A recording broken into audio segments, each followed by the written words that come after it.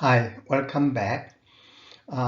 This is a sixth lesson, and there is a chapter 8 of the textbook about the Office suite. Actually, this is something you know pretty much, and a good chance that you are very familiar with this software. So hopefully what I cover adds up just a little bit more knowledge, and in a way that a little fun facts about this Office suite software. Again, that we don't have time to cover every detail of every suite, so I'll give overviews and some of the specific information relevant to this subject. So here the agenda includes that what is the suite? So suite is a suite is a multiple components of related objects, and in terms of application software we are talking about, and general concepts and approaches in the Office suite, and common interface windows. That is, they try to minimize any new learning curve for different products within the suite. Therefore, that their interface is practically the same. Of course, that some menu items and some of the icons and some of the sub units are different depending on the type of the application. Nevertheless, overall philosophy, overall strategy is the same. And I'll talk about color model. This is something you may be interested in, color, and some of this you may know already, but maybe one of the fun facts. And there's a thing called character fonts and some attributes like sizes and the font, the types, this kind of concepts. So I'm sure that you have been using Microsoft Word or the similar word processor before and now. Nevertheless, hopefully that this lesson adds you some more facts and some more knowledge to the usage. Okay, so we know that for sure that there is a typical, most common form of a suite is this Word and PowerPoint and the Excel, that kind of the software. This is my just a screen dump of my computer, but so very typically we have those. But the main idea is that what are they? So what is in the suite? Microsoft Office suite. This is Office suite. So see that this suite, there's an area of a conference and maybe some displays and some resting area and some kitchen, maybe some bedroom, even when you have a overnight meeting and you want to take a rest by sleeping a bit like that maybe. So there are different functions, different units, but all related. Everything in this room or in this suite is all relevant. Then they keep adding some more features or more software, the application software within the suite. Of course, not all of them are necessary. Some of them are very rarely used and also maybe expensive. So this is more like something you can add by paying more later and by just demanding some more of this software. You can add some, but these are the typical the form. Actually, for top 3 are the main thing that we are using, but some of those things are also equally popular and well frequently used. So there's the first one, of course, Word and the word processor. That's the type of the software. And this file name extension. So the after name, then dot something. So this dot doc or dot x, this is new version, I said 20, the Office Suite 2000s, then that they have this x at the end, extended, that is. But we have a dot doc and then Excel is XLS, so sounds very much like Excel, and the PowerPoint, like that one. And then there's OneNote, there's note taking, so it's more of a jotting note and making quick memos and a little bit of organizing your writings. But it can be handwritten, or sometimes it can be done by voice, that kind of thing. The file name comes with a .1. And Access database. Access is a database management. The database is going in. So the Access is also very well done. I mean, very useful database. Even if in the very serious the business application, this is too small and limited. Nevertheless, in majority of cases, it can be very useful. As you are the business major, let me just explain what does database really mean. Idea is this way. Suppose that we have what you know is think about an Excel like a spreadsheet. So we have say student file that contains your name and your ID and your year of admission, your major, and your birthday, your phone number. Maybe there's a whole bunch of those information. So you have a fixed field and a bunch of those actual data, but of the same kind. So there's a student 1, student 2, student 3, student 4, 5. All those things are same type of data. Even if the content is different, but the type of the data is the same. So this is one type of data. This is called a file. So individual entry here, like your name and the ID and the major and birthday, those kind of information, whole set is called a record. Then each record is made of data item, or frequently called the field, or data item. So field. So you have that. But the dilemma of those serious the data manipulator is that I have one type of file that contains the same type of record data compiled together. Suppose it is called a course. So you have I don't know, CS 1-1, and there's a course ID, and then name and the number of units and the meeting day and the prerequisite, and so on and so on. There's a whole bunch of information. So we have supposed that this university offers total like 200 different kind of courses. Then you have 200 records available. Suppose there are 1,000 students in the university, then in this student record there's 1,000 rows or records. Same here, course has 200 records or rows, individual records.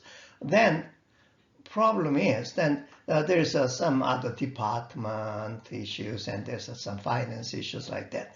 This student and the course has some relationship, isn't it? That is a student taking courses. A course has many students. So this is many-to-many relationship, it is called. So a student take more than one course. Each course has more than one student. If it's just one student or less, then we are in trouble. We closed the course. So like those interrelationship, how do we get that interconnection? A student A is taking course B, C, D, and B is taking the course XYZ. How do we get that expression? Otherwise, then we got to create a much more complex form. This need was really felt around the 1960s and 70s. So they're born database. So we have a field and the record, the collection of field become record, and a collection of many record is a file. Then we have a different type of file, but somehow integrated together. That is a database. So it is very complex, and then relational database and hierarchical database, objective-oriented database, and multimedia database. So many variety there, but database is so important and so useful in dealing with the complex information system. Therefore, this access has been created around the 19 yeah, so at the beginning, it's almost the same time as this Word, Excel, PowerPoint, and then it's been used very extensively. So it's a MDB, Microsoft database, or it's Access database. So the old days that the extension was always a dot and the maximum 3 letters. You can have a 2-letter or 1-letter cases, but in here the modern form has the allows doesn't have any limit. But if the longer it is, more complicated. So it is just 5, 6 is maximum. Then publisher is they having a .pip. That's what desktop publishing. And project management. You may have seen this kind of the chart that we have a date and then you want to do the project. So this is when started the planning, and here feasibility, and then from here that funding, and that this is actual construction. So you visualize your projects, its progress and monitoring. That is the purpose of this project. Then the Visio is just a drawing chart, different kind of a chart, and drawing the flow charts and the diagrams and some tabular form like that. So these things are all pretty useful one. Then the Outlook is for the mail and its connectivities.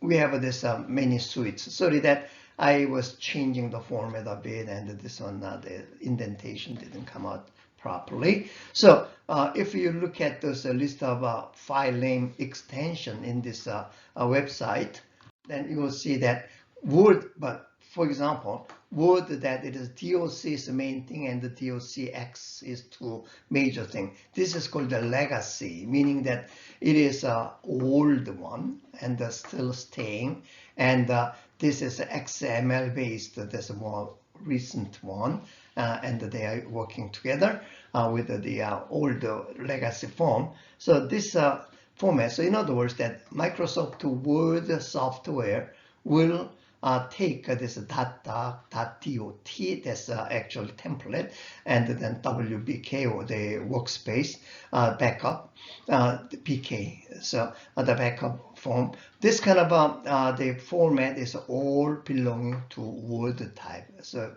usually begin with a W or T something. Then Excel has a certain the file.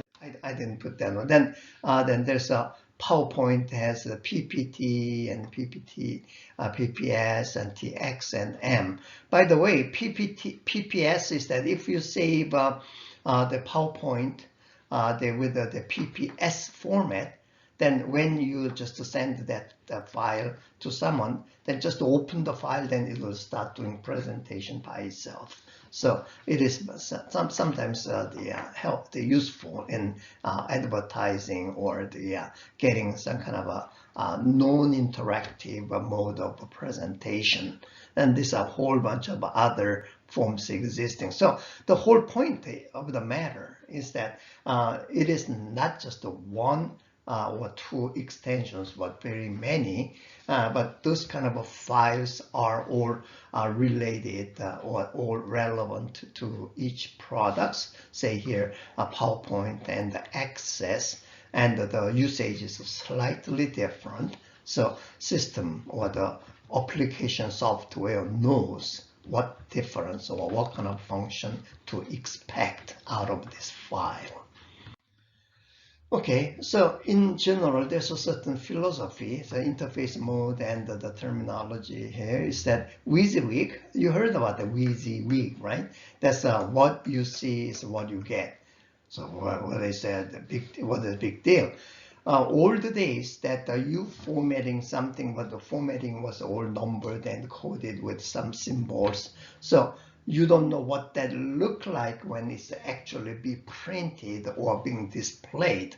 So these days, almost every of this, whether it is for publishing or word process or Excel, whatever, that what you see is exactly what you get. Visually it displays the outcome exactly as so. Then good implementation of WIMP, of the third generation human-computer interaction, HCI. You know, in computer science, that HCI is a course by itself. It takes a whole semester to cover to study about how the computer usage, human computer usage will go.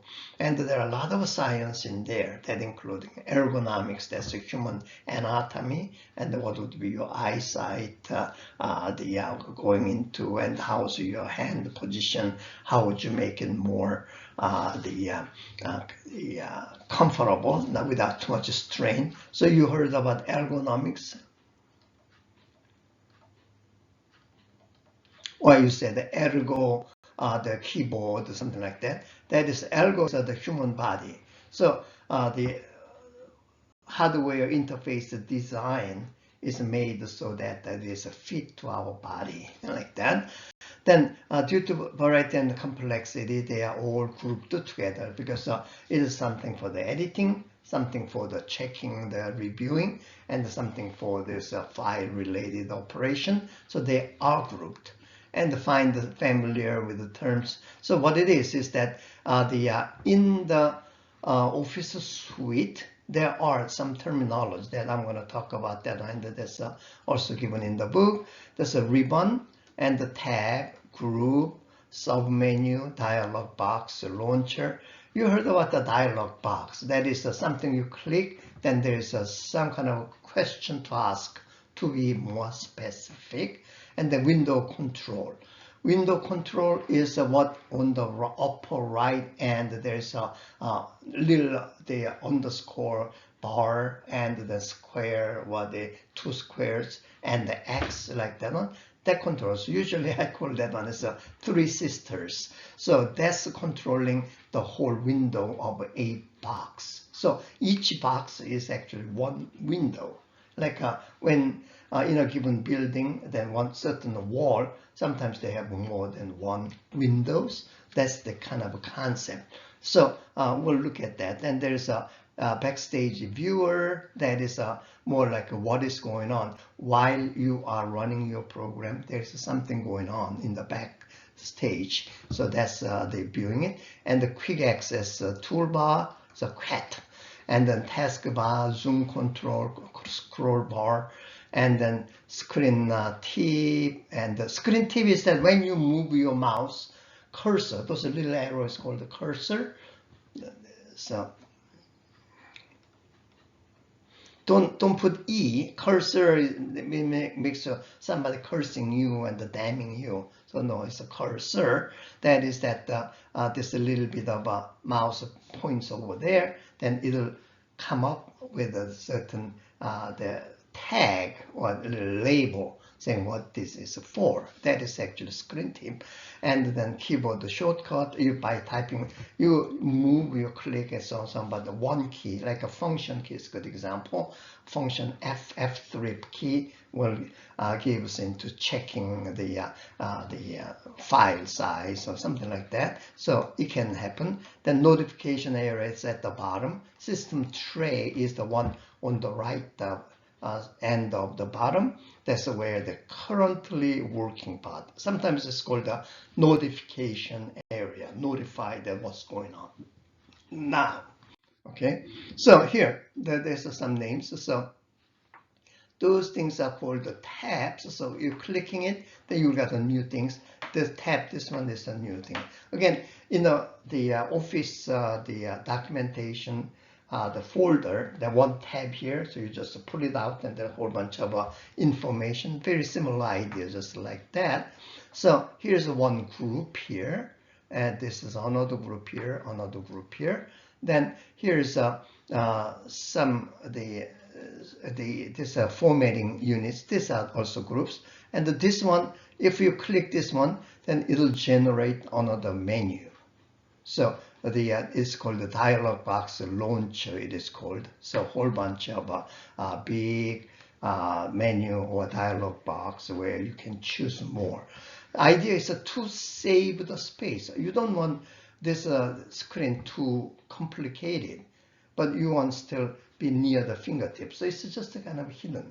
Think about the drawer, and under the drawer, number 2, that you have all those pencils and pens like that. So just open, when you need a special pen, you just pull out, they say drawer number 2, then you will find it. Very similar idea like that. So it's hidden, but by clicking it, then whole thing will be open up.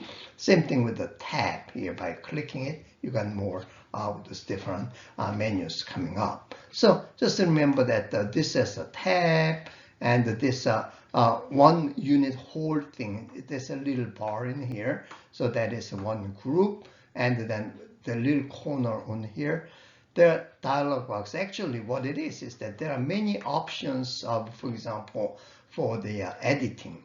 Then you don't have enough room here, so there are a lot more goodies. So by clicking this one, you got a whole spectrum out there. So just you press it and see what happens. So that's the idea. Then down here, that on the side of the command for saving and opening, and this is a background notification, and there are some categories of operation to go on. So just in previous page, I can go back and in this dialog manner, but those names, just to try to identify it. So when you are using your Windows operating system and any kind of application software, usually they have this kind of a format. So just knowing the name of those area is a very good idea in communicating, and just a peace of mind for yourself.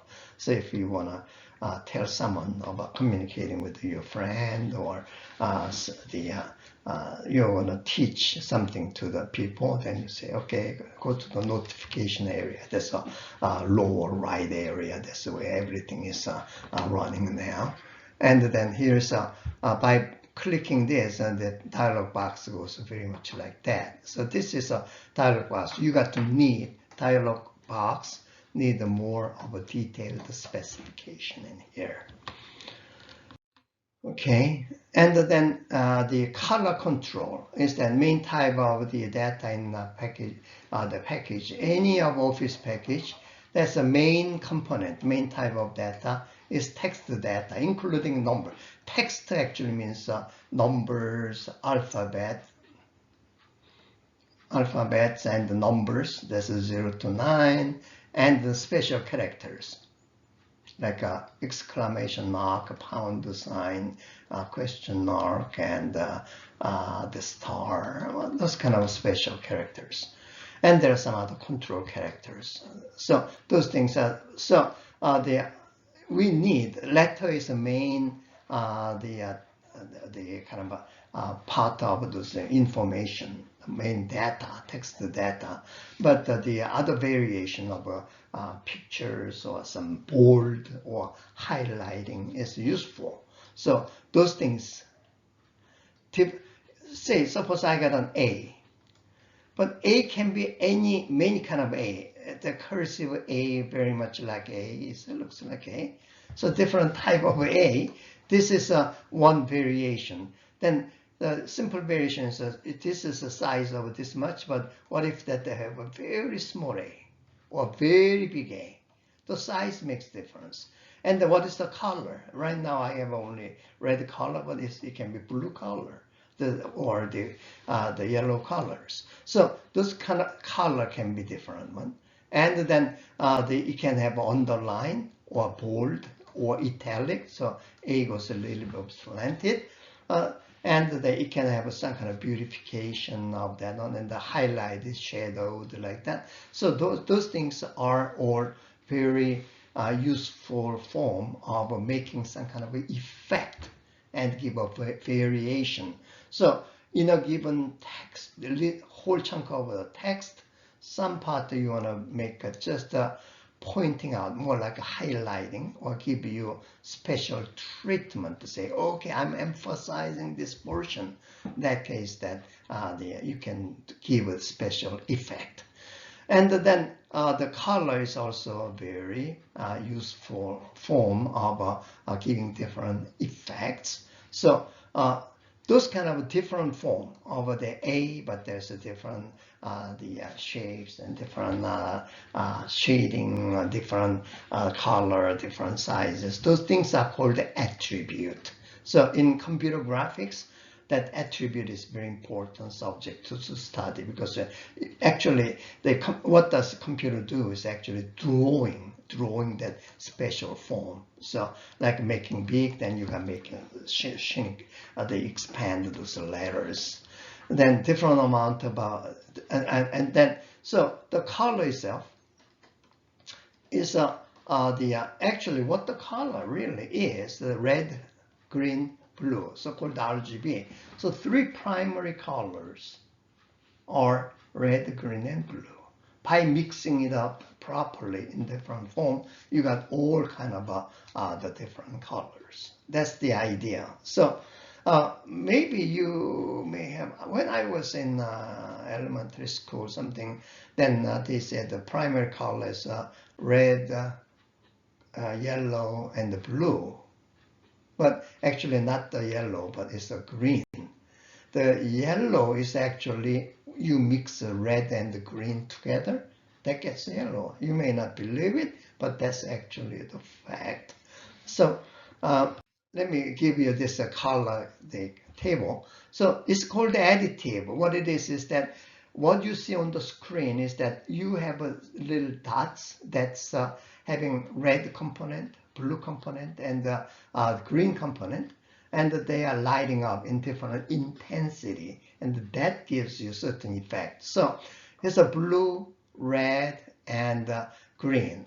If you add the green and red, that become yellow, as we said.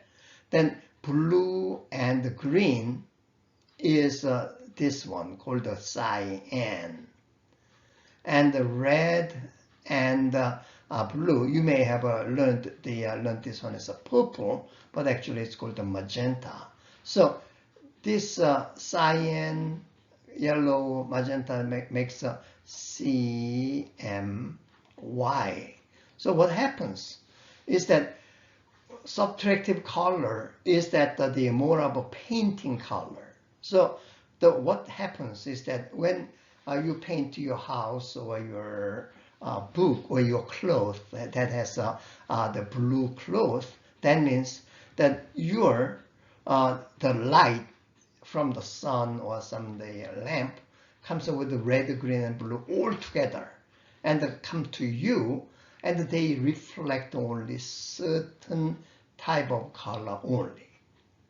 And the red, cloth means color cloth is that it is reflecting, observing everything and just reflecting back just magenta, only red part, and the magenta and the yellow part is observed. Then only red part is coming up. In here, you are showing a shining red and the green, then that changes into the yellow color. And all three, red, green, and blue, that become white.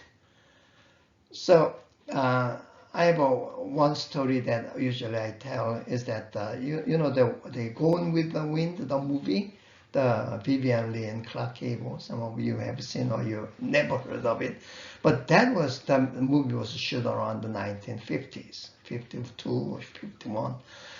And then that time they didn't have any color film. But if you have a chance to watch that movie, it's a very nice color. So question is, how could they create this color movie when there was no color film?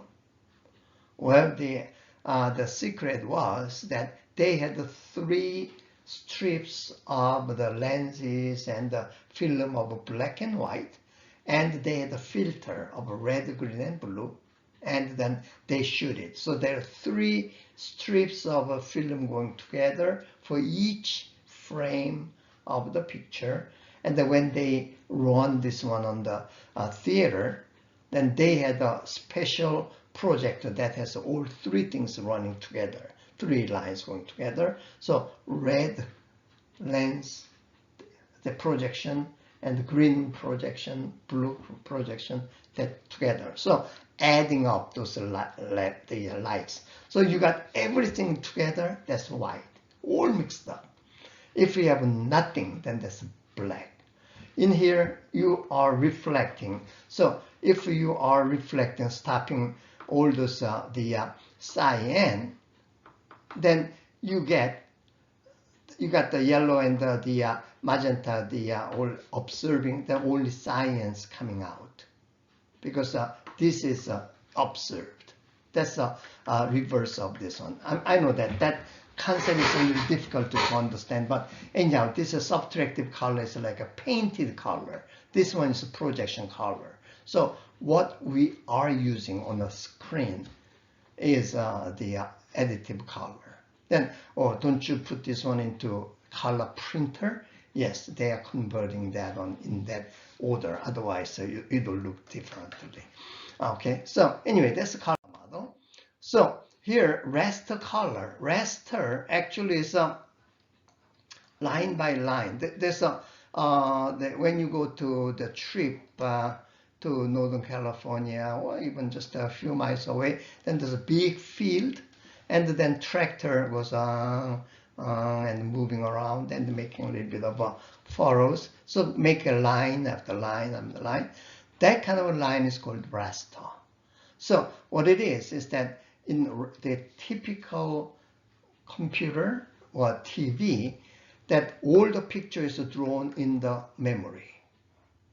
And in the memory, that it has red, green, blue. So there are 3 bytes of memory, red, green, and blue.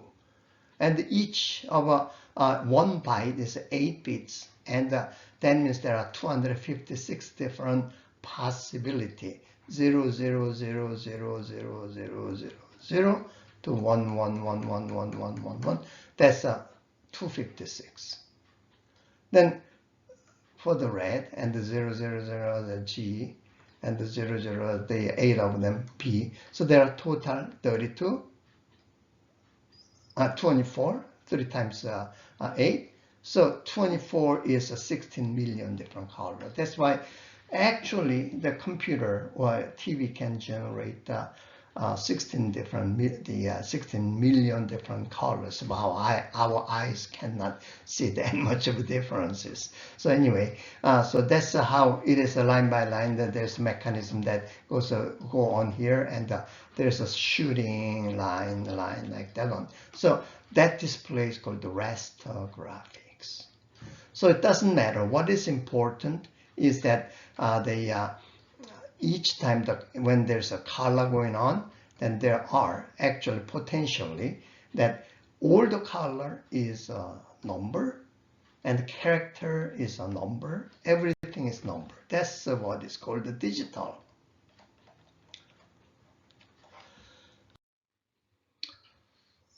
So I have a few facts about this text attribute. Attribute, I said, is the kind of characteristics giving variation or different variety. So first of all, font is the full set of characters. So we got A to Z, the uppercase and lowercase, and the numbers and the special characters, and our special the other symbols and some of the control characters, those kind of things. So we got to assign certain number for that. So most commonly used one was called the ASCII, American Standard Code Information Interchange. That's what it stands for, but we usually call it ASCII. So ASCII is a scheme of 1 byte. 1 byte is 8 bits, and the 8 bits make 256 different possibilities, but 256 is still, they use 1 bit for something else. So 7 bit then makes 128 characters. So it gives 128 different combination. That's good enough for upper and the lower case letters and the numbers and every special characters and something more. Something more is actually control, but that's not enough. It was enough, but not enough, because you want to display like the Chinese characters, Japanese characters, Russian characters, and Korean characters, Mongolian characters, all kind of different characters. Persian, Indian, those characters are quite different and different scheme. So you need way more. So they decide to have a new system called the UTF, Universal Text Format.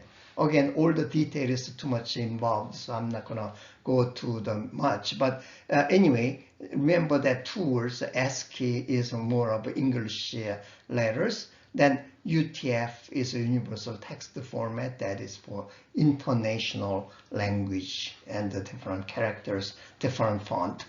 These days, when they have a new symbol like this, or Bitcoin with the two B's with the two lines, they are making up with the new symbols, and that be one of a UTF number. So that's the number system. So as I said, computer is a digital machine, meaning that everything is number. Did I tell you? Digital, the word comes from digit. Digit is a finger. So old days, or still, when you are easiest way of the counting or expressing numbers by your fingers. I have 5, 2, 1, and 4, 3, like that. You can have a different number by showing your fingers. So similar idea that everything in numbers, that's called digital. So digital, the data, all the information is in digital or numbered form. Then font type is that some characters looks very cursive and beautiful, some are very straight, and some of them is very cursive. So very cursive one is called the serif.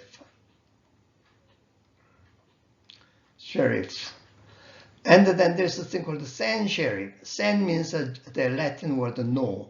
So if it is cursive like that, and that's a serif, and this is just a straight like that, that's a sans serif.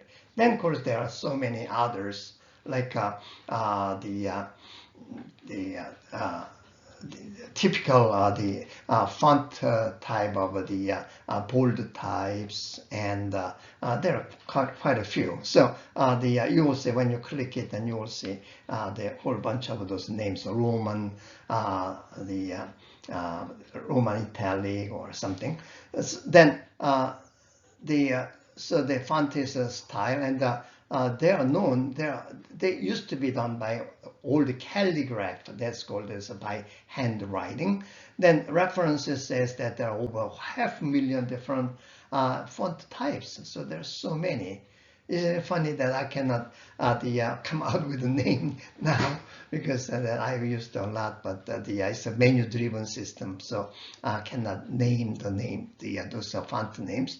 The special effect includes the bold, italic, underline, shadowing, striking off, highlighting, and capitalizing like that.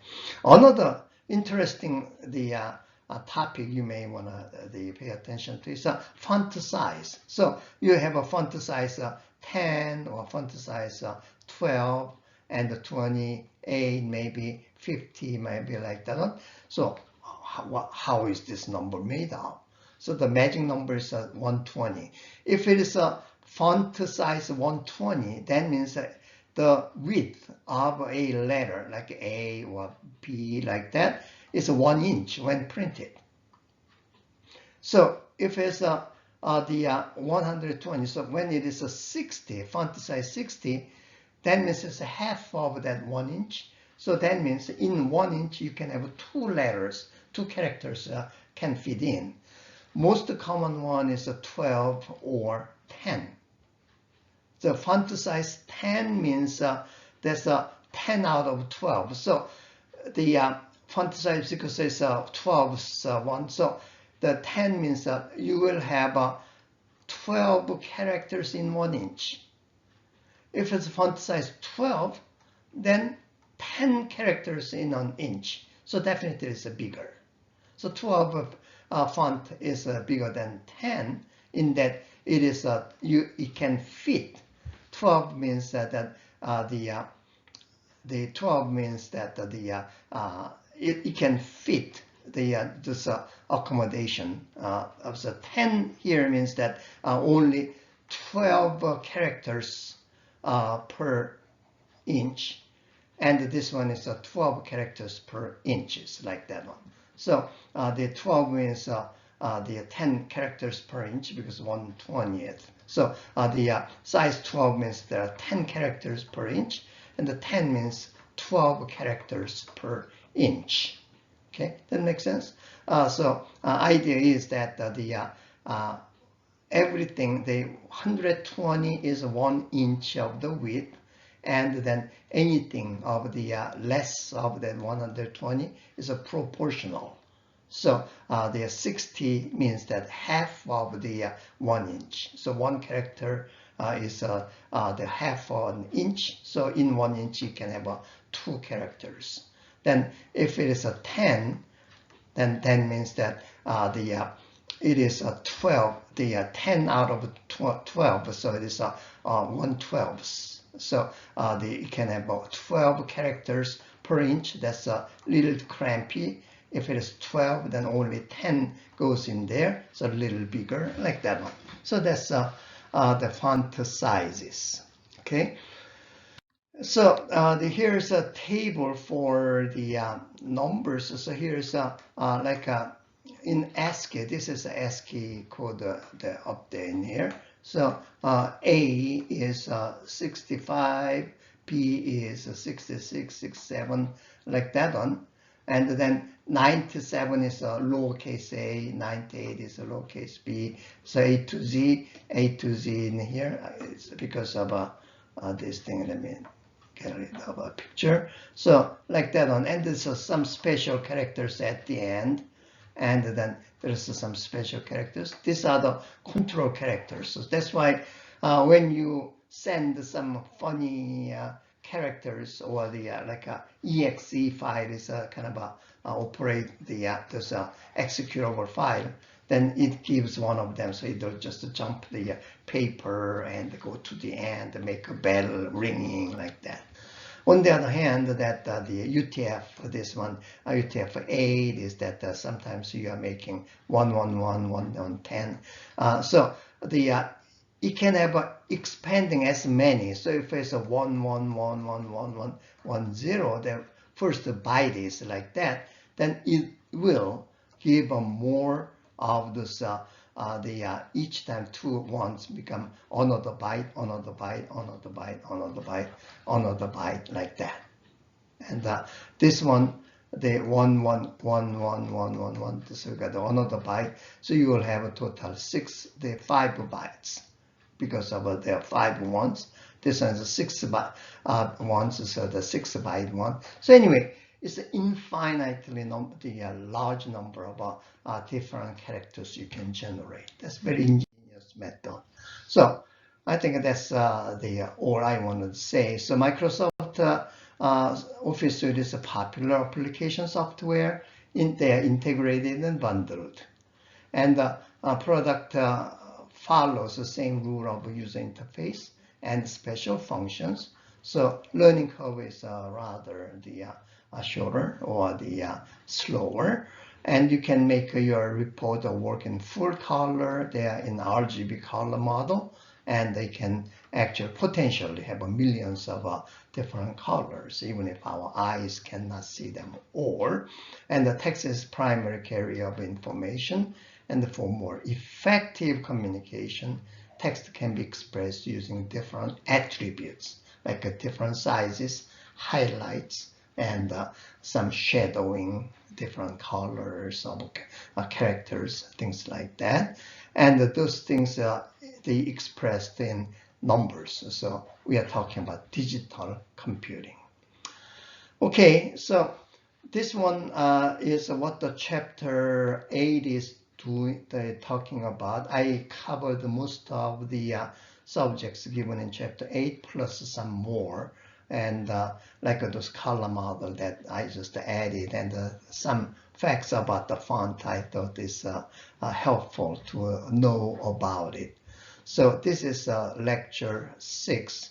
We got a couple more left, and those things will be related to communication and also some of those social ethical issues. So we'll see you for the next course of lessons. But thanks for listening, and this is the end of lesson number 6. Bye.